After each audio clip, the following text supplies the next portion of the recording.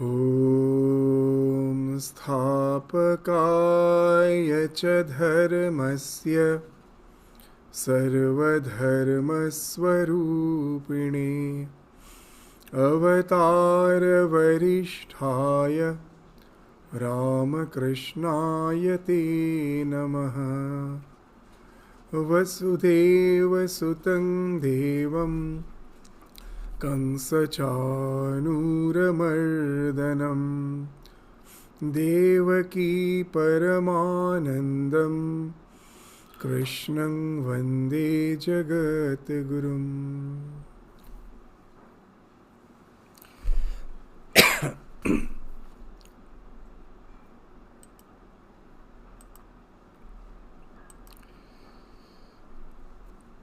So we were in the 8th chapter of Shrimad Bhagavad Gita.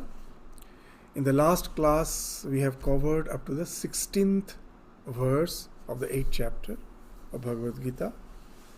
In the 16th verse, what we saw, that Bhagavan is, what he is saying, A Brahma Bhuvanal Loka Punaravartinorjuna Mamupetya tu Kaunteya Punarjanma na Vidyate. A Brahma Bhuvana Loka. So, in our scriptures, there is an idea of this 14 lokas, 7 including earth, 7 higher, and there are 7 lower than this earth. So, these various lokas speaks of our evolution. After the transmigration, if we have done good karmas, our good acts entitles in some higher evolved being, in some higher celestial, this locus, the celestial, the sphere of existence. It's not like some planets or something, it's mental. We live in some Shukshma Sharira, in some higher planes, or even some in lower planes. So here he is saying, A Brahma Bhuvana Loka, that the highest loka is called the Brahma Loka. Through contemplation or through noble acts, I can attain this Brahma Loka. So from Brahma Loka down to this earth, whatever, A Brahma Bhuvana Loka, Bhuvana is this world. So this the concept of the 7 worlds, this what's Bhur Bhuva Swa Tapa Jana Maha Satya. Bhur is this world, Bhu is this, Bhuva is the intermediary world between ours and the heaven, Swa is the heaven, Bhur Bhuva Swa, and then the higher lokas are there. This Mahajana Satya, Bhur Mahajana Satya Loka, Mahajana Tapa Satya. So these 7 lokas have been spoken of in the scriptures. So here Bhagavan is saying that with all your good acts, good deeds, you may attain any of these lokas, celestial spheres of existence. But you have to come back. Kshine punye martya lokam vishanti. The idea of infinite heaven is not there in Vedanta. Why? That with our actions, good actions, we get some higher lokas. But however good actions we may do, it is limited. It cannot be unlimited. And you can never get unlimited result for some limited action. So however good I may do, it has a limit. All the results which I am accruing because of that good actions, it has to get exhausted. It can never be that for all those good actions I can enjoy infinite heaven. So kshine punya, when all your punya, when all the good acts gets exhausted, it may be for very long span, but at last we have to come back again to this worldly plane of existence. Kshine punya martya lokam. This is called martya loka, where this constantly we are going through the process of decay and death. That's what is martya means. The martya word came from mrityu. So jara, vyadhi, mrityu is a fact of life. We can never get rid of it. So we have to come down to this plane of existence where there is Jara, Vyadhi, Mrityu, Martya Lokam. So what's the way out? Mam upetya tu Kaunteya. But the one who resigns to me, O Kaunteya, O Arjuna, O son of Kunti, the one who resigns to me, for him punarjanma na vidyate. He need not have to go through this process of birth, cycle of birth and death. He transcends that. So we were studying that in the last class. This idea again will be coming in some forthcoming verses. But before going to the next verse, we will find that this idea of the impermanence of this different world, this has been dealt with, has been discussed from the 17th to the 19th verse, which first we will take up before we proceed to the succeeding verses. Now let us go to the 17th verse. So here we will have a wonderful idea. We will find in all other religions, especially in the Abrahamic religion, the idea of time is very limited. The world was not there some thousands of years back. So by the God's will, from nothing, the world has evolved.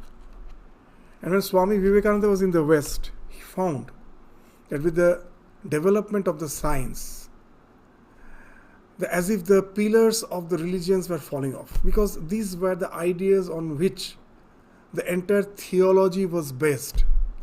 One was this heliocentric universe, that earth is the center of the universe. So we will find that these ideas were there in the Abrahamic religion, very specifically mentioned there. And when with the discovery of the science, with all these scientific discoveries, these pillars started falling off. And Swami Vivekananda was witnessing that. And that's where when he compared his background from this Vedantic standpoint, he said that we welcome the development of the science. The more the science is advanced, it will do good to Vedanta. Its foundations, the foundation of Vedanta is not tottering.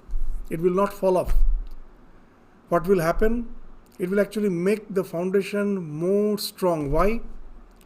He said that with the discovery of the science, that even in Vedanta there are some superstitions, wrong beliefs. They will fall off. They will fall off. But the essence, the core, those values will be substantiated by the science and they will shine forth, making Vedanta a very strong religion. So that's something which we will find here today. There are so many ideas. Here one idea of this infinite expanse of time, even something which we cannot even imagine with our limited idea, that's been spoken of in Bhagavad Gita, that the verses which we are going to study today. What it is saying? The 17th verse. Sahasra yuga pariyantam aharyad brahmano viduhu ratring yuga sahasrantang teho ratra vido janaha. Sahasra yuga pariyantam aharyad brahmano vidu. That in our Vedanta, the idea is when the ultimate conscious principle is appearing as the universe, first it appears as the cosmic mind. And that cosmic mind, from that mind, this world has evolved. That you will find that in our mythology, the idea is, you will find that in the ocean of existence, the Vishnu is lying. These are all figures to explain some very, very subtle ideas. That Vishnu is lying.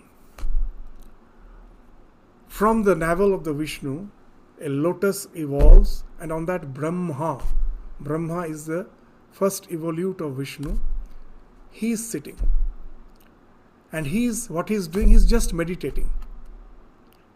And whatever he is meditating, that's what from there this world is coming out. This world of name and form is coming out. So these ideas, that sometimes to express through words become very difficult. and they resort to this type of this visualizations. So what's that? That first, this in the ocean of consciousness, because of ignorance, the first evolute is the Vishnu. The idea of that individuality has come. A being. Now what he's doing, he's lying, he's sleeping. So now just compare with our state of existence. That in Vedanta, one of the ideas is Jaha, whatever is in the microcosm is in the macrocosm. The universe is built in the same plan. Whatever is in the microcosm, that if I can know the how a sand particle, the intricate working of the sand particle, I can know the working of the entire universe. So it is even in modern science they call it is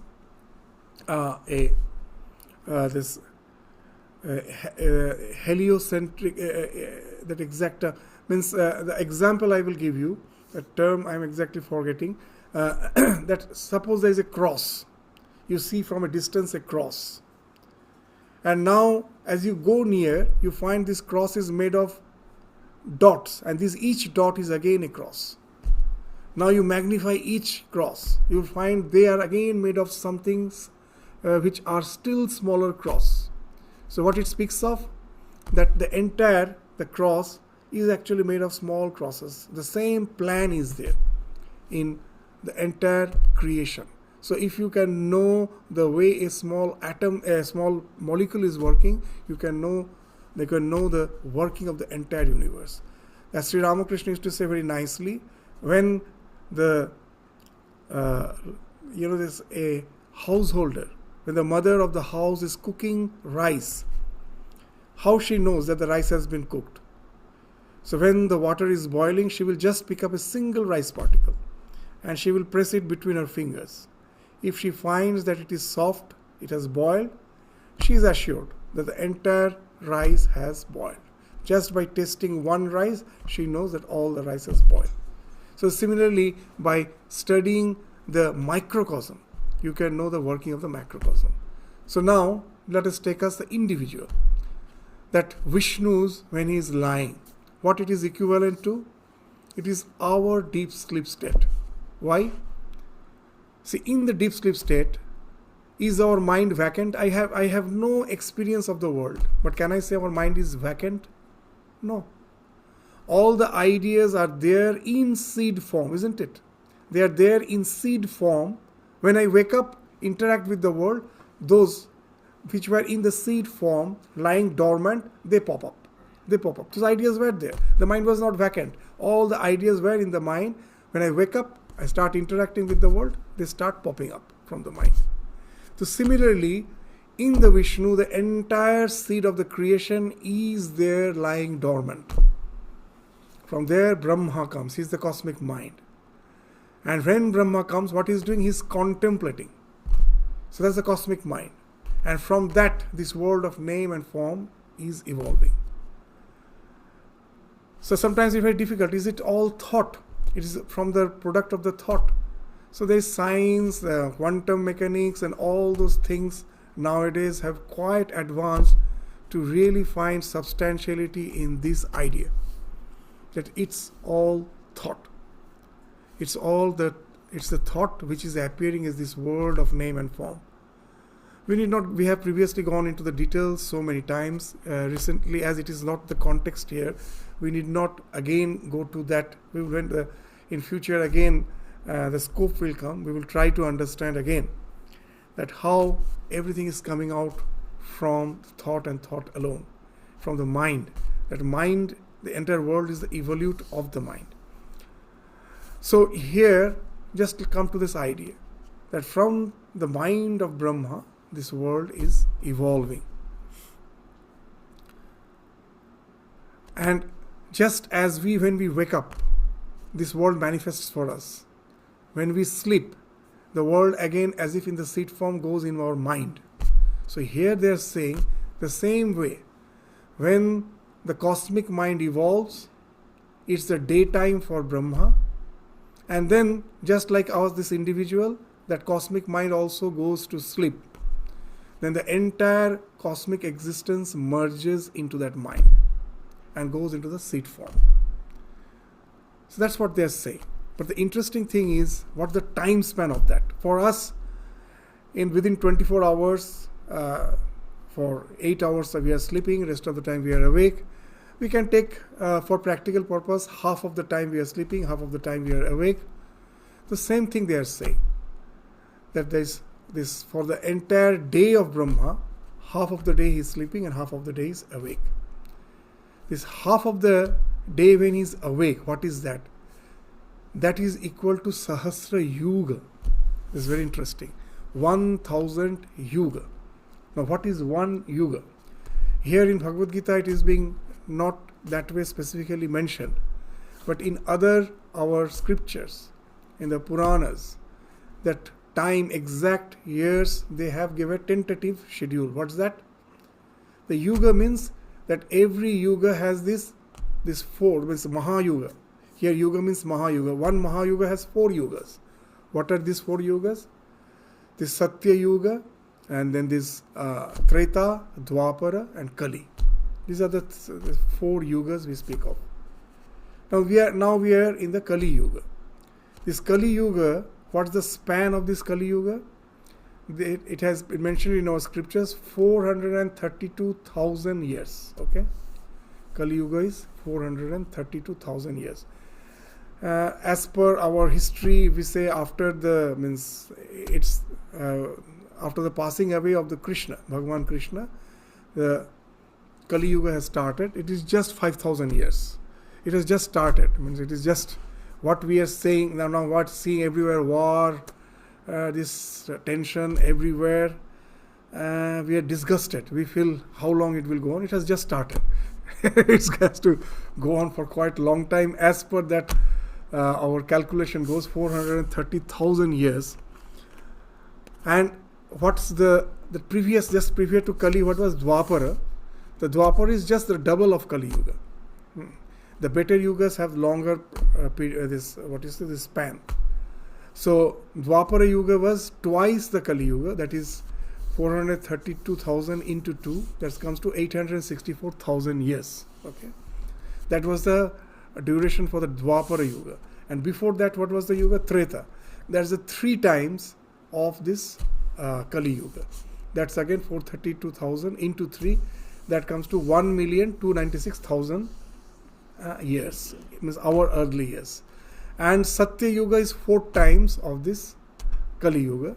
And that comes to 1,728,000. Means 432,000 into 4. Now very interesting. It's why it's interesting.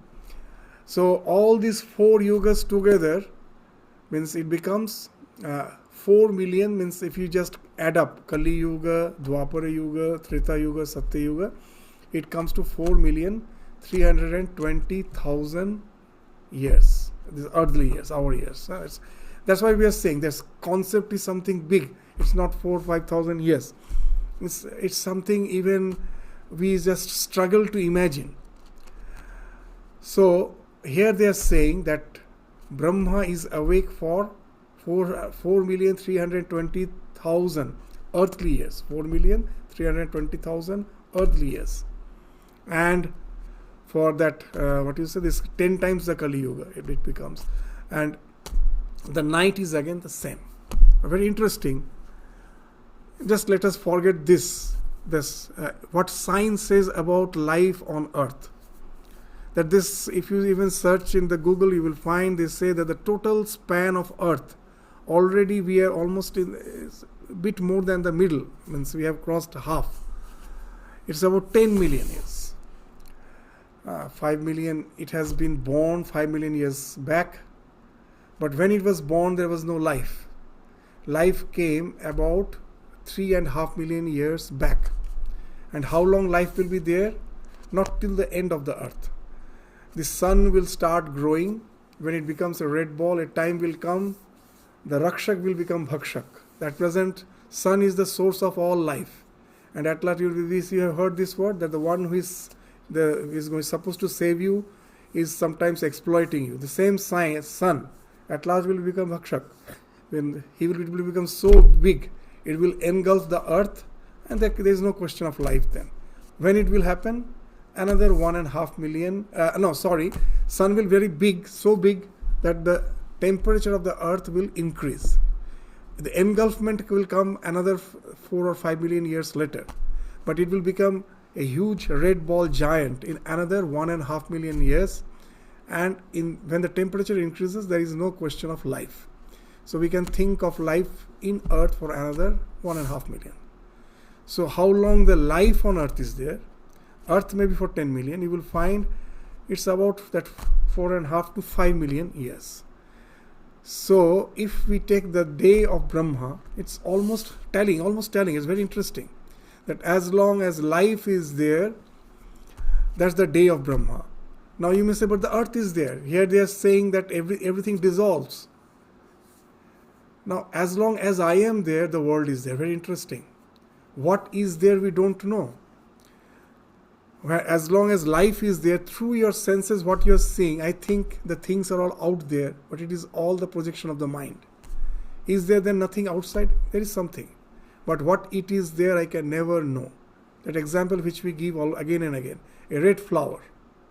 I think the flower is red. Is the flower red? Even science will say no. It has no color. Light is falling on it. The light comes and touches the retina of your eyes. The function of light is over there. It doesn't go to your brain. From where the brain, which is the organ of your mind, through which the mind is working, what is going there? When the light falls on your eyes, it gets converted into some nerve current which is carried by the optic nerve. It is just a nerve current, like an electric current. It's just in a form of wave. There is no light there. It is fully dark. What is going to the mind is some pulsations. There is no light. It is completely dark. And there, when it reaches that light perception center, actually it is not perceiving. The moment that particular nerve current with a particular frequency reaches your color center, as we were saying, all the ideas of the color are shupta, are sleeping in your mind. They are all there. This particular nerve current with particular pulsation, it stimulates the red color which was sleeping in your mind. That red color is now projected. It envelops the flower to give you a feeling, oh, this is red. Okay? So the world now, it is just with one perception we can understand whatever we are seeing is actually the projection of the mind. The external world is not there, it is there. What is there we can never know. But what I am seeing is just the projection of my mind. So can we say that the world is the projection of the mind? So when as a living being we are born, this world is produced, without which this world, the way we see it, it never exists exactly that way. If our senses are a bit different, even Swami Vivekananda used to say that if we have the capacity to perceive magnetic current, this world will immediately change. That for us, it will be, even for other animals, the nocturnal animals, they can see infrared light. At night, we say the world is dark. But these nocturnal animals, at night they go for hunting. Because they can see infrared light. That world is not dark at night. It has a very low frequency of light vibration. Still it is there. But we cannot see. A bat can see. Some other nocturnal animals can see. You will find these animals have very sparking eyes. At night they go out for hunting. They can see. So what it speaks of, this world, see, if we had the eyes of these nocturnal animals, this world would have appeared totally different for us. So it is our senses which makes us see the way we see the world. So now take this into account. This world which we are seeing is when we wake up, isn't it? Similarly, when Brahma wakes up, our mind is a part of that cosmic mind. That we can give an example. That means that in the internet, all information is available. But I create my own world. How? If I am a medical student, I will be downloading all the information which has something to do with my medical studies. That becomes my world. But everything is there in the so-called this internet. You can download anything. So similarly, the cosmic mind is something like that internet. as per our likings, as per our samskaras. We have downloaded only a limited portion of that information there to create my own mind. So when we say that cosmic mind evolves, that speaks of our mind too. They are all in the seed form.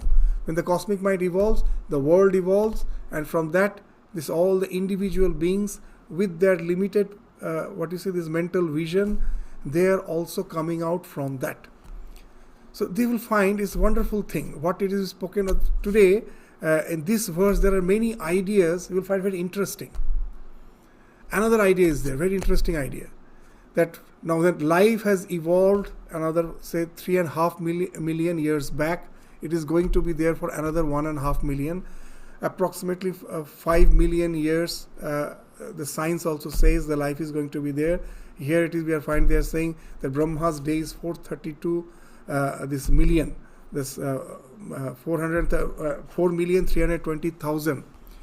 4,320,000 years. That's 4.5 million, whatever it is. So it's almost approximately what the modern science is saying, that this world with the living creatures that has evolved, that will be there for 4.5 million years. Now, very interesting, that we all believe in reincarnation. In our scriptures, we find there is a mention that this human birth is very rare. After 84 lakhs. 84 lakhs will be 80 months, 840,000. So, after so many births, we get the human birth. It's a very precious birth. Now the question is, what does it mean? That if after my death I got this human birth, shall I have to start again from a bacteria again, a microbe? So that doesn't make sense. We will be human. We will be human. But, very interesting. Now think, this is the world. We all know, even science says, that a time will come that life will be over on this earth. Okay? Will be over. In another 1.5 million years, it will be over. And then, even our common sense says that life may evolve in some other planet where the conditions of the life is favorable. Okay? Life may evolve. And there, very interesting thing when the life evolves, will it start as a human being? No. It has to start from some microbe. Even now, you will find that NASA and other bodies are searching for life in other planet. They are not searching for some very advanced civilization. That even in Mars, what they are searching, that there may be in some rudimentary form life is there. When the life has to start, it has to start from a rudimentary form. Maybe some microbe. So that's what if the water is there under the Mars, because on the surface of Mars, life is not possible because of the radiations. That maybe underground where water is there may be this aquatic form of life may be there. So even with our modern science understanding, we find that life, if it has to start somewhere, it has to start from the rudimentary form, isn't it? Now it's interesting that just before going to these verses, you will find that it do make sense that in this world that we have came through this process of evolution. After so many births, at last we are born as a human being.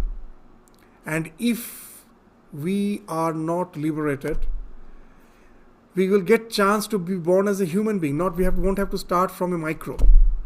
But think that when this creation is no more there, it has to dissolve, and then again life will evolve somewhere else in some future time.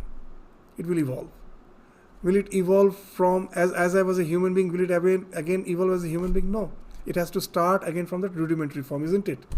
So what will happen if, as a human being, I may get some 3, 4, maybe 100 lives, I may get chance to be born as a human being. But if I do not have spiritual illumination, when this entire creation is dissolved, we won't be dissolved, means we don't go for total annihilation. We will remain just in the seed form. We will enter into the night of Brahma, when Brahma is asleep. So we will be in the seed form, as if in the mind of Brahma, and again come out, sprout out in the next kalpa, somewhere where again the life starts evolving, it will come out. But now you just tally with the scriptures. Now again we will have to go through this many births. Most probably I am a human now, but if I am not getting liberated in this kalpa, again in the next kalpa I have to start from a microbe. Okay, that makes sense?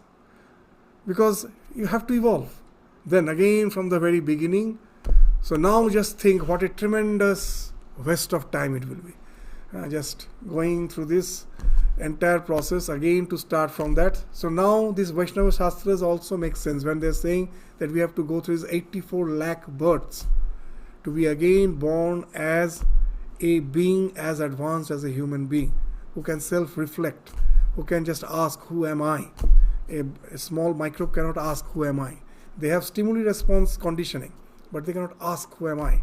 This self-reflective awareness, which alone speaks of spiritual evolution, that has to come again from the very beginning if we don't get liberated within this kalpa, which is the daytime of Brahma. So we are bringing this into discussion just to have this somehow an idea of this tremendous amount of time which this rishis has contemplated. It's something very interesting.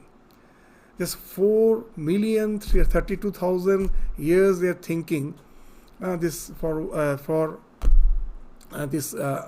span of life in earth. It is so much almost equal to what even the modern science is saying. It is almost equal to that.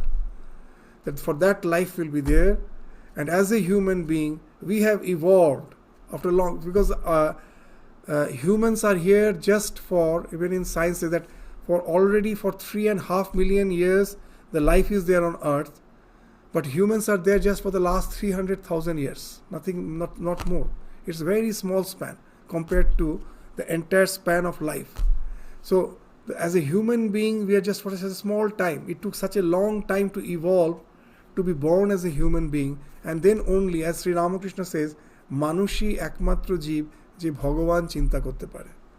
Just to think of the spiritual dimension of existence, you have to evolve as a human being, and then only you can think of the spiritual dimension of your existence, and then only the question of liberation comes. So it has to take such a long time to be born, to be again born as a human being.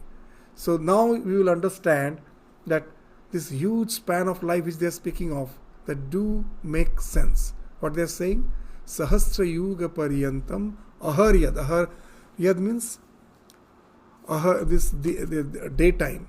This Aharyad Brahmano Vidu.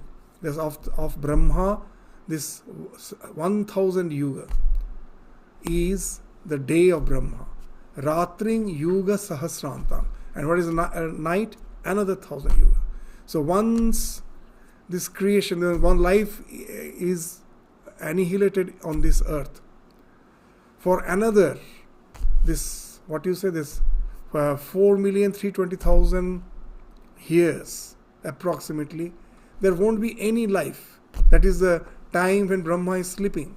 And then again somewhere the life will start evolving. That's what this verse is saying. This, because with our with the evolution of an animate being, the world comes into existence. The moment it sees the world through its senses, the world comes into existence. Otherwise, what is there we never know. That whenever we are trying to see the world, we are seeing the projection of the mind. We can never see the thing as it is. That's why these Vedantas, each and every word is so interesting. When they say that we can speak of existence, that what is the ultimate reality? It is existence. That existence cannot be described. Why? Because the moment we are trying to describe, it becomes a projection of the mind. That when I say this table is this much of length, that is breadth, this is a height, it's made of wood, All these things are adjectives of the thing called table. What the real table is, I never know. What I know is what my senses are showing. The length, the breadth, the height, what thing with which it is made. All these are the projections of the mind. I see only the attributes. But the thing in itself I can never see. Then is there nothing behind this? These attributes? Yes, there is existence. And that existence can never be known as such. I can say something exists, that much. That something is existing, but what that existence is, without these projections of the mind, I can never know. So what I see is nothing but the projection of the mind. So the moment a being comes into existence, the world comes into existence. So that's been spoken of here. So what is being spoken of here? That this Brahmas has a huge lifespan. That's for the day of Brahma is 1,000 yuga, and the night is another 1,000 yuga. And then what it is saying? What happens during the Brahma's day and night? After saying this, that's the thing that which we are discussing these things. Avyaktat vyaktaya sarva, the 18th verse. Avyaktat vyaktaya sarva prabhavantya aharagame ratriagame praliyante tatrai vavyakta samyake. Tatraiva eva avyakta samyake. So that's what the sandhi, it makes tatraiva avyakta samyake. This avyaktat vyaktaya sarva. That from the unmanifest, from avyakta means unmanifest, the vyakta, this manifested world has came. Prabhavanta aharagame, prabhavanti aharagame. When Brahma wakes up, when it is the daytime of Brahma, then what happens? When this is the daytime of Brahma, what happens? This entire this world manifests, the entire creation manifests itself. And then what happens? Ratri agame, praliyante. It again merges. Tatra eva avyakta. It merges into that unmanifest state. So as we were saying, you just compare it with us as a limited being. When I am awake, this world is there. When I am in deep sleep, is the world there? No. Where the world has gone? It is in my mind. All the concepts are there dormant in the mind. When I wake up, then they pop up. Otherwise, they are in the mind. It is not that they have become totally vanished. No, they are just in the dormant form in my mind. The same thing is spoken of the Brahma. From the cosmic mind, the entire creation has came out, and when Brahma sleeps means it again merges into him. So this is the thing which is spoken of, this what happens during the Brahma's day and night in the 18th verse. So this is an eternal cycle of this altering period of cosmic manifestation and non-manifestation. For sometimes it is manifested and again it is becoming unmanifested. So that's what in Hindu, as we were saying, in Hinduism does not believe in the creation preceded by the condition of absolute non-existence. That God created the world from nothing. That's the idea which we find in the Abrahamic religions, in dualistic. So that idea we find was never there in the Vedanta. Something was in the unmanifest, in the seed form. From that, this manifested universe comes. Again, it goes back to the seed form. Just like in a plant, a huge banyan tree, you will have, from there you have the seeds.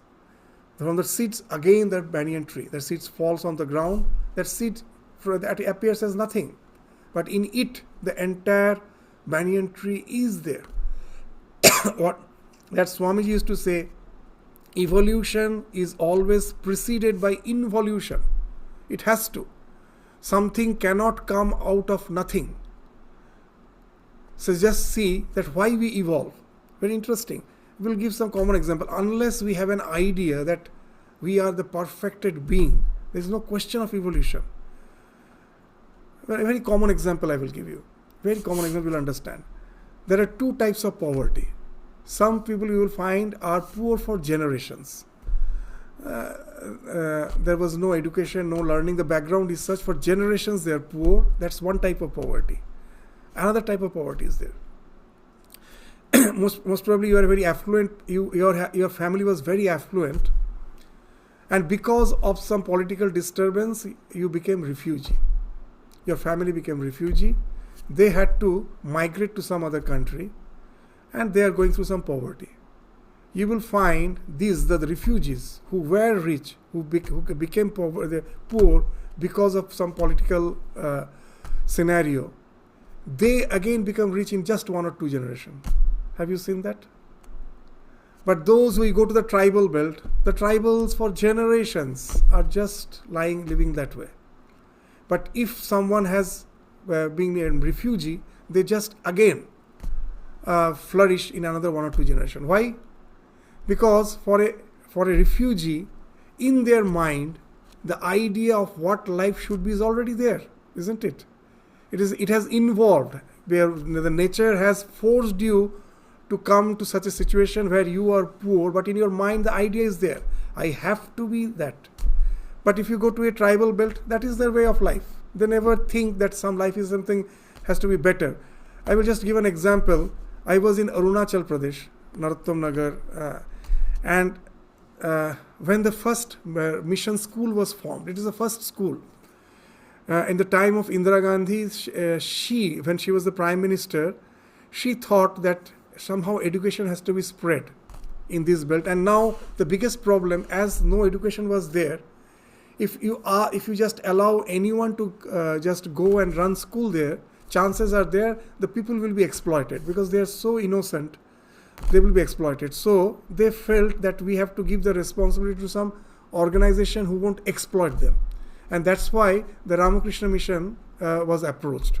That they had the feeling that goodwill we had, that these people will go and they won't exploit them. So we are the first to go and start school in Arunachal Pradesh. The pioneers, you can say. And when the school was started, very interesting. There was a founder of this school in Narottam Nagar, Arunachal Pradesh. He got the government grants and everything, so the money was there. But he started spending lavishly. In what lavishly? That the hostel was wonderful. The dining hall, if you go even now, it looks like a hotel. Just the tables, and they will have this, even to wash in the winter. It's very cold in the winter. To wash their hands, they will have this warm water. They will have the towel. And when the ministers came to inspect, they told, "What have you done, Swamiji? That these boys coming from such a poor background, and suddenly you are giving all this lavish treatment. Let them be educated. You spend the money for that." And what the Swami said was very interesting. Unless they know with education what they are going to get, why they will study? That this is the lifestyle they are going to get with the education. That's the motivation. Then they will study. Otherwise, why will they study? So that is a big point. So unless you have something in your mind, you will never think of evolution. It's a very important thing. So that's why in the tribal belt you will find they're same for thousands of years. If you go even to Andaman, that those who are some of these tribals, we are not supposed to even intermingle with them. They are living that primitive life because there's no idea. So that's what we are saying, that evolution cannot happen unless that when we are involved, already the seed of evolution is there in the mind, that I can become something. So that's the idea which we will find is in our scriptures. That yes, that for 1,000 yugas, it is the day of Brahma, and then we go to the deep sleep state. From that again, this world evolves. But how this evolution is possible? If it was nothing, it was not possible. In seed form, the idea of that what I can be was already there. And that's why it again evolves. Anyway, that's as we are saying, that whatever is in the microcosm is in the macrocosm. If you really study the microcosm, that as a human being, in the mother's womb, when the child is growing, it starts from a single cell. And then in 9 months, if you study the embryology, it's very interesting. There is a theory called recapitulation theory. Ontogeny repeats phylogeny. Very interesting. What that the words may be very big, but if you just explain it, it's a very simple idea. What's the idea? That In the mother's womb, we start from a single cell. We start as a single cell. And then when we are growing, very interesting, in 9 months, the entire process of evolution is covered. Sometimes we were like fish, sometimes we were like bird. We had a 2-chambered heart, then it became 3-chambered, at last it became 4-chambered. We had a tail in the coccyx. Some of the children are born with that, you have to operate it. But this children in the mother's womb, the tail falls off when in mother's womb itself. It falls off means it doesn't fall off. It becomes one with the body. It disappears. It's no more there. But it was there. There was a tail. We had a 2-chambered heart. It became 3-chambered. Our lungs were actually like fins. In the mother's womb, if you study, at first, at the beginning, it appeared like fins. Then gradually it becomes like lungs. So that evolution has happened. What is the proof of it? Science of it. So science say, you study the child in the mother's womb. They will find that the entire process of evolution has recapitulated. Just the way we on the computer, when you on the light, just you switch it on from 0 to 1. Immediately it flashes. The same way the computer never gets on. You will find it takes some time. Gradually it is, what is happening? This is called booting. It's called booting. That all the things the softwares which you have loaded, one will be kicking off the other will be kicking off the other, at last the entire thing is on. So this booting, we find in the computer, same thing. The evolution also is a booting. All the stages are retraced. And it is retraced at a very fast pace. Most probably took millions of years to evolve from a single cell to a human being. But in the mother's womb, it happens in 9 months. It's a very fast pace it happens. But what it speaks of, that wherever there is an evolution, it precedes an involution. That something perfect again has went into a seed form. The entire banyan tree is in the seed form. From there again the tree will come. So unless there was something perfect, there cannot be anything which evolves from nothing. That the idea that we find that from nothing everything has come, it is impossible. So that's this wonderful idea in Vedanta, that everything is in cycle. Everything is in cycle. That when the world is destroyed, Sri Ramakrishna used to give very nice and simple words. That when the world is destroyed, what happens?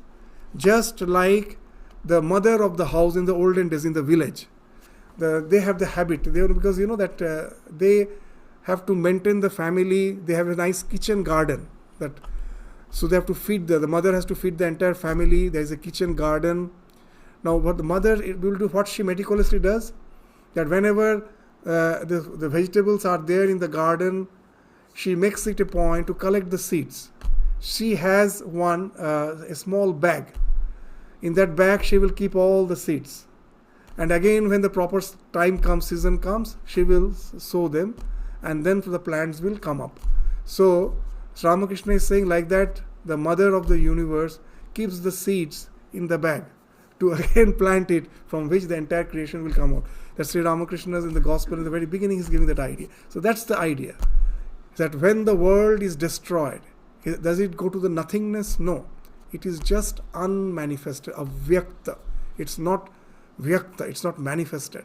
It goes to the seed form. From that seed form, again it manifests. And this cycle goes on and on. After saying this in the 19th verse, what it is saying? Now what it has to do with us. That in the science and in spirituality, what's the difference? Both are in search of knowledge. But in science, the knowledge is very much objective. What it has to do with me, sometimes I am not bothered. But in religion, that's the thing. That each and every knowledge, it has to do something with me. So here, this idea that the world is manifested, and again it goes to the state of unmanifestation, what it has to do with me. That's been spoken of in the 19th verse. Bhuta grama sa evayam bhutva bhutva praliyate ratriyagame avasha partha prabhavati aharagame. Avasha. There is no choice for us. If we have not realized the spiritual dimension of our existence, then what happens? We are embodied, we die, we are again embodied, and in the process, if we have not realized my spiritual dimension of my existence, if this entire existence merges again into the seed form, it destroys. It is destroyed. Destroying means it again has merged into this. Why it is seed form? Because if I have not attained liberation, I remain as in the seed form. For how long? For 4,330,000 years. That's the Brahma's night. There is no creation. It may give a feeling that nothing is there, but everything is there in the seed form. I will be just in that seed form for a long, long period. That length of that time is something even beyond my imagination, for that long. But then again I have to come back. Avasha means there is no option for me. I will be forced, gravitated down again to this phenomenal plane of existence. Again I have to go through this cycle of birth and death till I attain liberation, till I can, through the devotion of God, I can attain liberation. So bhuta grama sevayam bhutva bhutva praliyate. These multitudes of being. This repeatedly they take birth with the advent of the Brahma's day and are reabsorbed. Ratri agame avasha. Then they praliyate. Ratri agame praliyate. They again merge into that unmanifested form with the night of Brahma. Means when as if Brahma is going to sleep, it has praliyate, and then again it has to manifest. It will be manifesting involuntarily. This avasha means involuntarily. You're forced to manifest on the advent of the next cosmic day. Again you will be evolved. So again you have to start as a microbe, as a bacteria. Again you have to start from there to again evolve as a human, and then again that the thought that I am just not an embodied being, that has to dawn in my mind, and then through that spiritual evolution I have to go through the liberation, otherwise again the same thing will continue. So that's the thing. It's a idea this which the scriptures is giving. It's something magnanimous, very a huge idea, which is after speaking of this impermanence of the different worlds. Now Sri Krishna will speak of the eternal nature of the Supreme Lord. Now what's the basic thing, that what makes us go through this cycle? It's ignorance. What's that ignorance? In the Vedantic term, let us try to understand that what that ignorance is. That I am the absolute reality. Each of us is the absolute reality. That because of ignorance, why we are saying it's ignorance? Because we don't know why it has happened. Very interesting that all the religion, when Swami Vivekananda's first lecture on Hinduism, very interesting, in Chicago, not the very first lecture of 7 minutes. After that he read a paper on Hinduism. There he mentions a very interesting thing. He says that why the perfect became imperfect. If I am that absolute reality, beyond all wants, beyond the question of impermanence, there is nothing to annihilate me. I am always there. There is no decay, death. I am ever fulfilled. I am Ananda Swarupa. Then what was the need for me to be an embodied being? What is the need? That's the big question for all the religion. That if God is perfect, why the world is imperfect? The dualistic religion will ask that. If God is perfect, His creation world is why so imperfect? And in Advaita Vedanta we will say, if I am perfect, why I have been manifesting itself as an imperfection? Even when Narendranath, Swami Vivekananda as a young boy visited Ramakrishna, we find he is yet to evolve. He is very impatient. One day in front of Ramakrishna he is saying a very, very wonderful thing. What he is saying? The entire plan of the universe is devilish. It's like it's very devilish. I would have created a better universe. So in presence of Ramakrishna is saying, the plan of the entire universe is devilish. I would have created a better world, better universe. So what's the idea? That why the perfect is appearing as imperfect. If I say that the cause is perfect, God, there is no imperfection in God, then why this manifestation is imperfect?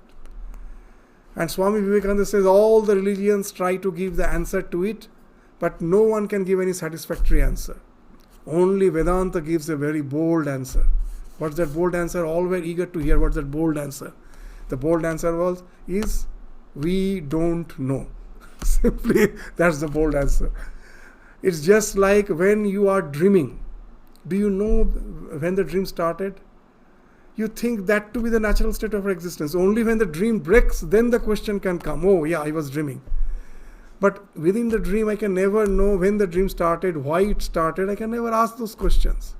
So Vedanta says when you are in this ignorance, you can never ask. But as we can go to that perfection, when the dream breaks, we go to that perfection, we can say that, oh, from that perfection only we came. When I was awake, suddenly I fell asleep, and now again I am awake.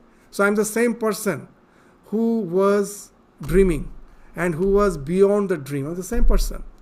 But why the dream started, I don't know. So as this dream breaks, as we go beyond ignorance, that's why we can say we came from perfection. Somehow we are in this imperfection. We don't know why, but we can go beyond this. So we came from perfection. So that's the question, that we don't know why that ignorance has started. What the ignorance is? That the self gets reflected in this body-mind complex, which also is an evolute of the self only. It's not something separate from the self. In this body-mind complex, you see your own reflection. And you take the reflection to be real, to be yourself. To give another example, suppose in front of a mountain you're standing, from a distance you shout your name. And your name is echoed back. We have the feeling that someone is calling me from the mountain, isn't it? The same thing is happening. That I am in presence of the body-mind complex, I see my reflection there, and I know that I am eternal. There is no death for me. I am ever fulfilled. There is no want for me.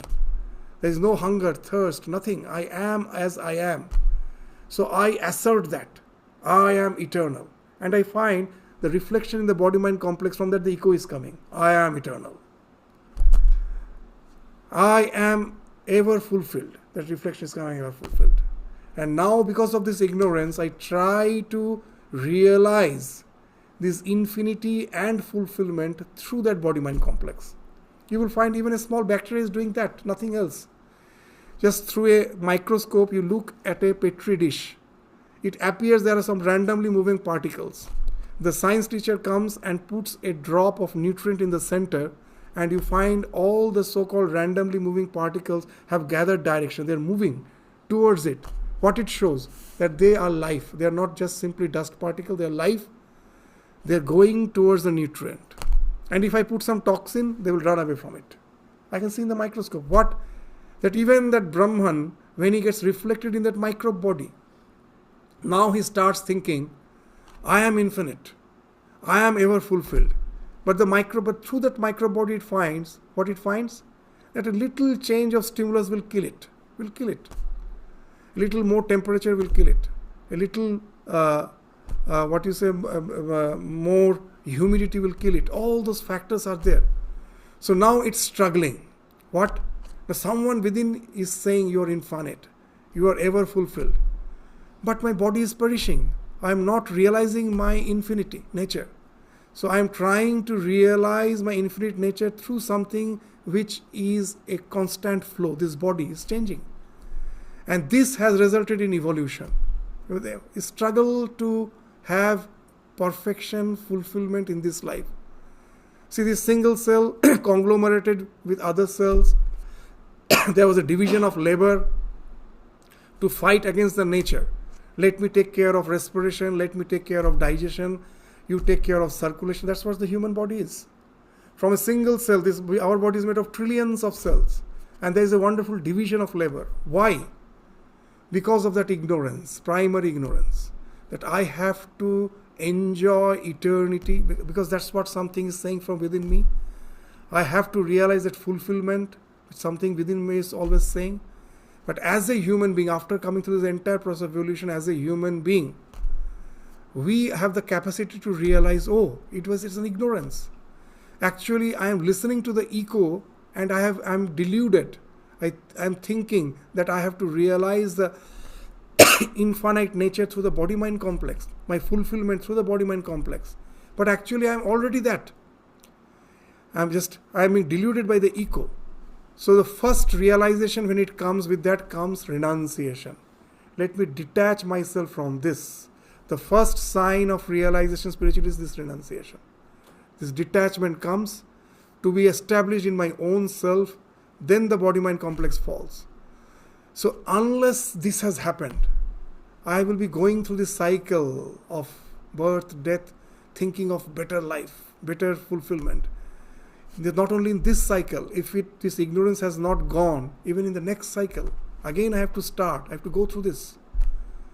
Till that realization came that I am already perfect.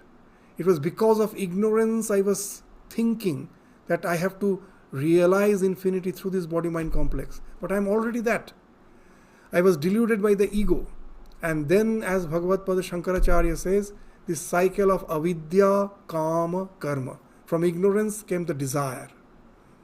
I have to attain this eternity. I have to attain this fulfillment. And from that karma, all the actions have evolved. And this goes, and this karma again creates samskara.